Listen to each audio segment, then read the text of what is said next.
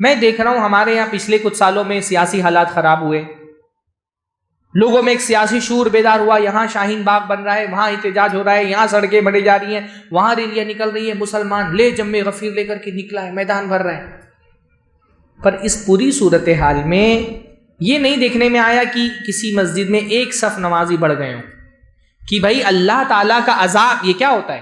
ظالم حکمراں بھی اللہ کے عذاب کی ایک شکل ہوتے ہیں۔ اللہ تعالیٰ اس امت میں جو عذاب الگ الگ طریقوں سے بھیجتا ہے اس میں سے کیا ہے؟ ظالم حکمراں ہمارے سروں پہ مسلط کر دیتا ہے۔ کیا یہ ظالم حکمراں اللہ سے زیادہ طاقتور ہے؟ نہیں نا۔ تو ان سے نجات چاہیے تو طاقتور کی پناہ میں آنا پڑے گا، اور طاقتور کی پناہ کہاں آتی ہے؟ مسجدوں میں آتی ہے۔ استعینوا بالصبر والصلاۃ، اللہ تعالیٰ نے کہا صبر اور نماز سے مدد طلب کرو۔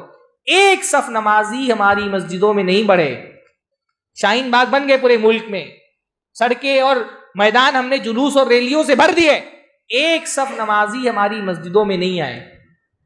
اللہ فرماتا ہے کہ فلولا اذ جاءہم باسنا تضرعوا، جب ہمارا عذاب ان کے سروں پر آیا تھا یہ گر گراتے ہوئے ہمارے پاس کیوں نہیں آئے؟ ہم شکوے کرتے، شکایتیں کرتے کہ اللہ تعالیٰ ابابیلوں کا لشکر کیوں نہیں بھیج دیتا، اللہ تعالیٰ ہماری مدد کے لیے آسمان سے فرشتے کیوں نہیں نازل کرتا؟ یہ دشمن ہمارے سروں پہ مسلط ہیں، ہمارے دسترخوان میں طے کرنے ہم کیا کھائیں کیا نہ کھائیں، کیا پہنے کیا نہ پہنے، ہماری عزت نہیں سلامت، ہماری جان نہیں سلامت، ہمارا مال نہیں سلامت، ہماری بچیاں نہیں سلامت، ہمارے بچے سلامت نہیں ہیں۔ ہم سوچ رہے اس صورتحال میں اللہ کی مدد کیوں نہیں آ رہی، آسمان سے فرشتے کیوں نہیں اتر رہے اللہ تعالیٰ کی مدد کے لیے؟